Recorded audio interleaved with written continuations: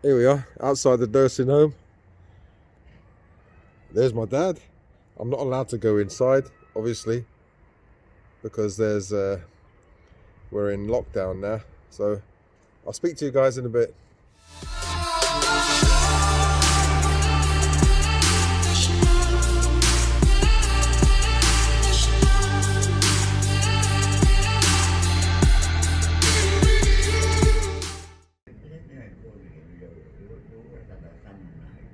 Huh?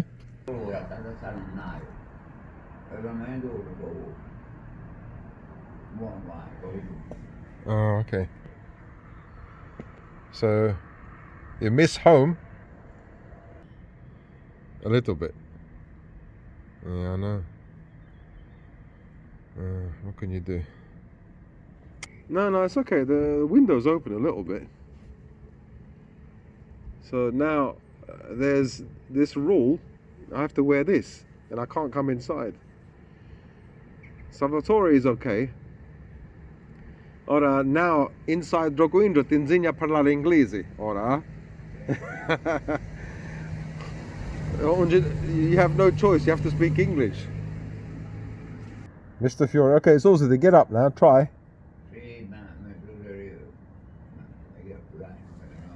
Yeah, try, prova. Just try and get up. Do some exercise.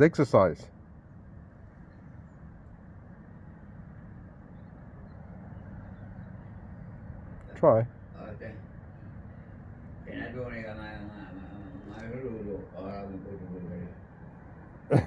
Yeah, it's difficult. So Dad's in a nursing home again. This time in a local nursing home here in Norfolk. Well, near Norwich. And I went to see him today, but I'm not allowed to. You're not allowed to go in and see the residents there, the people in the care home, the nursing home. It's a bit weird, having to speak to my dad through a window. It's, you can't touch him or anything like that, or be close to him. This is complete bullshit, because I've got no COVID, he has no COVID, and yet we're not allowed to see each other. I mean, we can see each other through a glass, but he's not allowed to be close to me.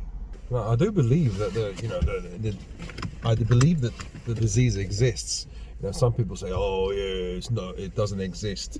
There's some kind of conspiracy theory, as if the government want you to stay at home. The government, if the government wanted to brainwash you, they'd keep you at work, keep you at school. They wouldn't allow the population or the masses to stay at home and actually think for once in their life, because you've got so much time, go online and research some things, or actually think. And I think there was one teacher here in the UK, a lady, that she said, she was worried that her students would be taught right-wing ideas. The children would be taught right-wing ideas by their parents, and so she wanted the school to resume again. And that leads one to think that they're being brainwashed at school with the left-wing ideas, if you know what I mean. So what I'm saying is, the government would want you to stay at school, stay at work. So it is real. There is a disease, and it is this disease is real, and I don't think they're exaggerating it. It's a serious disease, and it kills people. It just kills old people. No, it doesn't kill just old people. That's what people say anyway. But all those people that say, yeah, it doesn't exist, it's not real, or it kills only old people, it's okay, we should be allowed to be free. Yeah, okay, all right, you go to a COVID ward where there's people dying of COVID, without a mask, stay there, hug them, stay close to them. No one's going to do that, because they don't know. They don't know. They might actually this thing might be real, and if you get it, you know, there's a chance that you're going to be screwed. And I'm a chicken. I admit it. You know, I'm a chicken, and I'm afraid. You know, but I've become somewhat complacent, and I don't wash my hands all the time. You know, I don't wear gloves when I go inside the supermarket anymore. When parcels arrive, I don't clean my hands, or you know, when letters arrive, I don't clean my hands afterwards.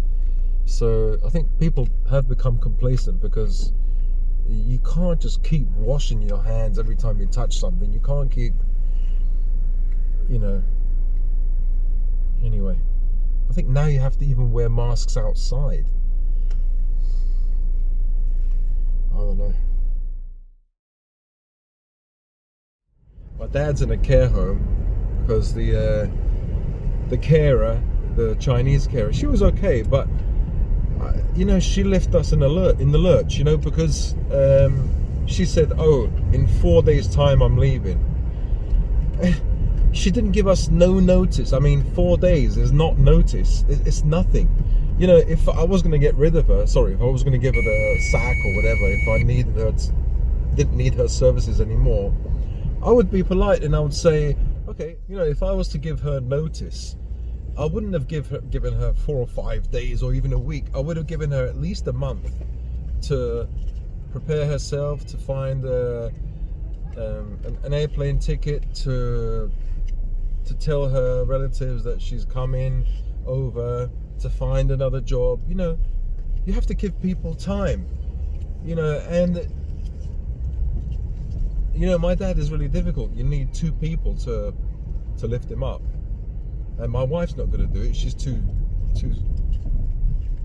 small, and also she's looking after the kids, so she's always busy with the kid. I have to put this in my ear because the sensor on in the car is just too sensitive. If anything's in front of me, it starts going beep beep. It goes nuts.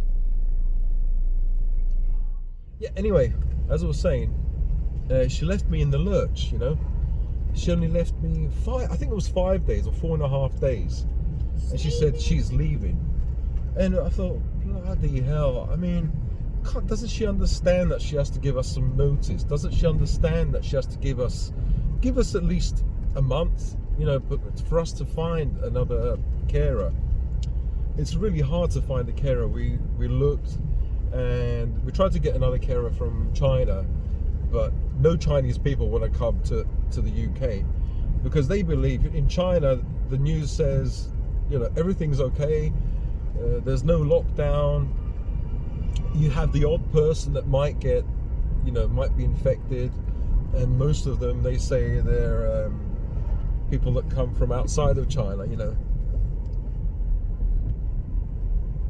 So, you know, it's business as usual in China. And so for a person to come here where they see on the news the numbers rising, and the whole of, you see what I mean? So for a person to come here to the UK, to Europe, to the States, to the West, where numbers are rising again, you know, it's you'd have to pay them a lot of money to come. Oh, stupid car.